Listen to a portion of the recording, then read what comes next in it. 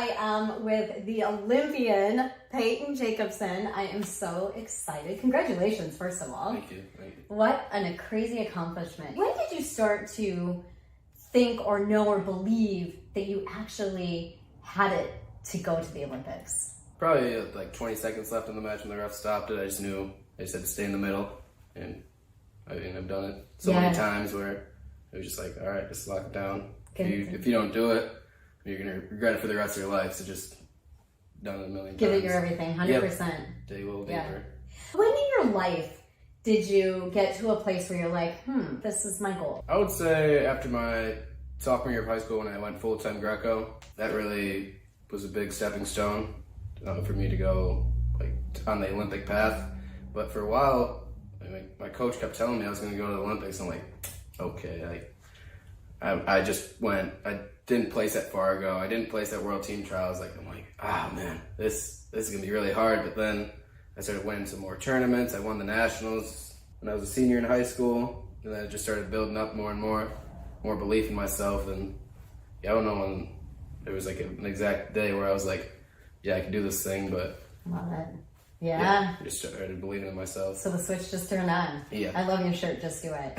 And as we know, in order to get to the Olympics, it takes grit and determination and unstoppable belief, right? And confidence in yourself. And like I tell all of the younger athletes that I work with for mindset training, every Olympian believes in themselves 100%. Because if you didn't, you'd be where you're at, right? Yep. Yeah. I have a couple questions for you, if you don't mind. I'd love to hear, because I'd love to get inside the mind of an Olympian. And I know, like, a lot of people, like, what goes on in that brain? So the first question I have for you is, take us back to that moment when you knew that you won that finals match and you are an Olympian.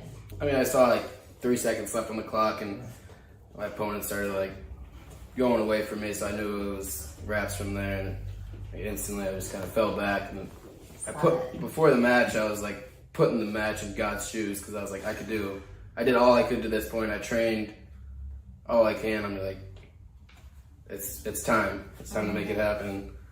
Yeah. And I saw my family, my coaches, my friends. It was really cool. Yeah. And that's part of that, that mindset, just of you've done everything you can and you just surrender to it. Right? You trust it, you surrender to it, and then you just go 100%. Yep. Is that what I'm hearing? Mm-hmm. Yeah. So when you realized that you actually were an Olympian, what moment was that? When the match ended, when you fell? I saw that video when you fell to your back and you were just like... Yeah, probably right when I fell to my back, I would say. And like going up to my coaches and stuff. I was like, yeah, I'm going to the Olympics. And then, I don't know.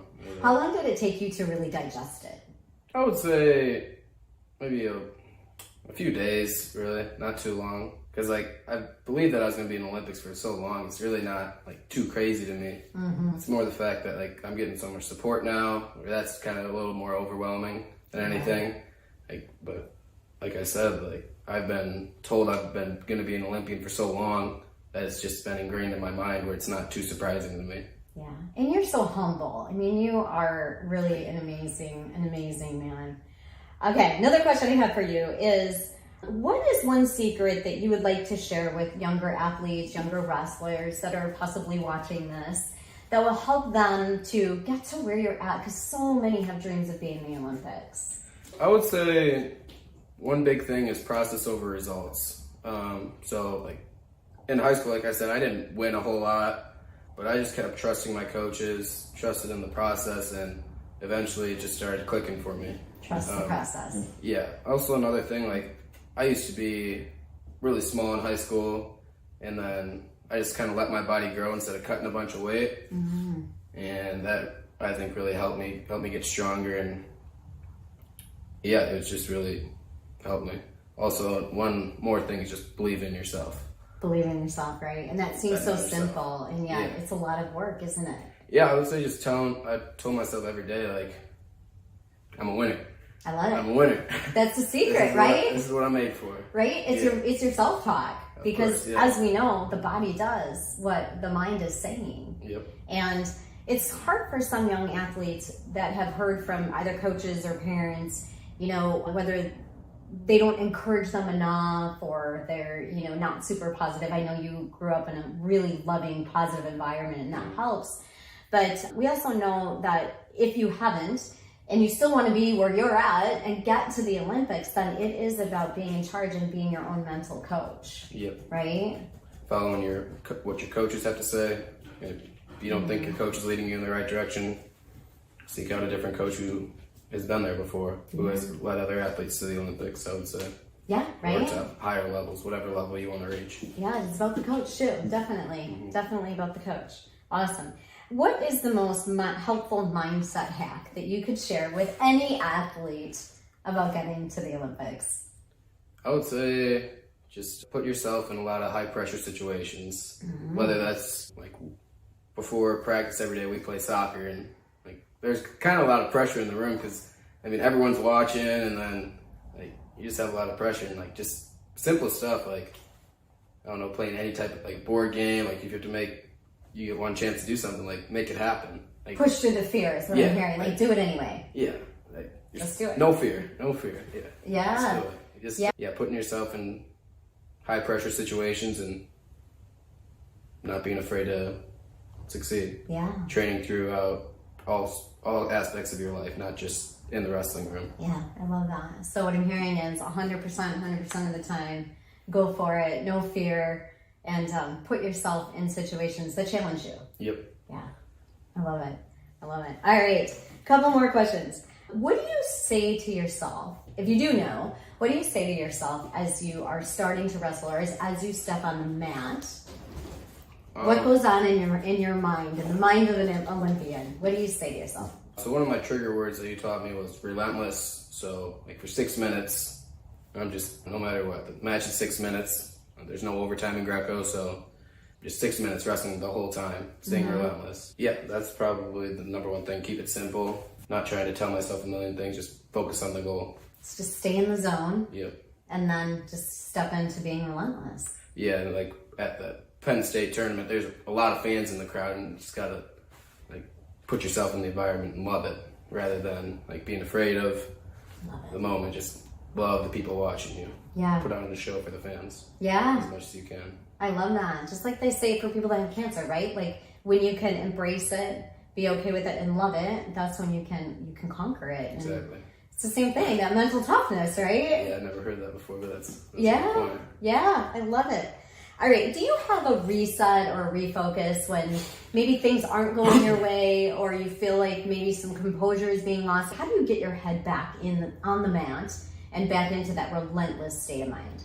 I would say I usually just look at my corner, and they can like give me a look or something that calms me down. I like to have someone in my corner that like I trust with my life. So like I look at them, they're like, "You're good, you're good." I'll be like, "Okay." Take a deep breath, and then that's your reset. Back to the goal. Yeah, I wouldn't say I try and change my wrestling too much. More just reset and refocus. Awesome. And we all know that visualization is super important, right? So whatever goes on in your mind and you see, your body does that, and then it helps with your belief system. So what is your visualization when you saw yourself prior to wrestling that final match? What was your visualization of how it went? I was trying to just trying to attack him in my mind, instantly, trying to be like, all right, I'm going to wrap this match up as fast as I can, get on the Olympic team as fast as I can. It didn't happen like that, but reach for the stars, you'll hit the moon, you know? Yeah, so I would just try and focus on hitting my moves in the match, and if it happens, it happens. And we all know that if you don't set goals, you don't reach goals. So a final question I have for you is, what's your next goal? Olympic gold. Gold. That's right. And that's it, right? Is if you didn't believe you could get the gold, you wouldn't be there. Yeah, so, I got this opportunity to do it. Absolutely. Why not go fully after it? Yeah. Between my diet, my wrestling, my training, myself as a person, my belief in Jesus Christ, I'm going to be the best person I can be. I love that. And what a testament. So many look up to you, as we know, hundreds and thousands look up to you, and just your way of being is exactly what a champion is, and exactly what the Lord wants you to be. So exactly. Yeah, so beautiful. Any last final things that you would like to share that maybe we didn't cover for anyone that is watching or would love to get into, like, pick the brain of an Olympian? Just trust within the process. It's not all days are great, but have fun with it. Be thankful for every day. Like we had 6:30 practice every morning. It's like, I have to get up for this. Or I get up and I'm like, all right, I'm blessed to be here. I'm blessed to have this 6:30 practice and get to go hang out with my friends and go through some tough practices in the morning. But I mean, nobody else is doing that kind of stuff. And I think that was really a big mindset switch, was when I started being thankful for every opportunity I get to train. Because there's thousands, millions of people in the world that are like, I wish I was in your shoes. Yeah. I would say just be thankful for where you're at.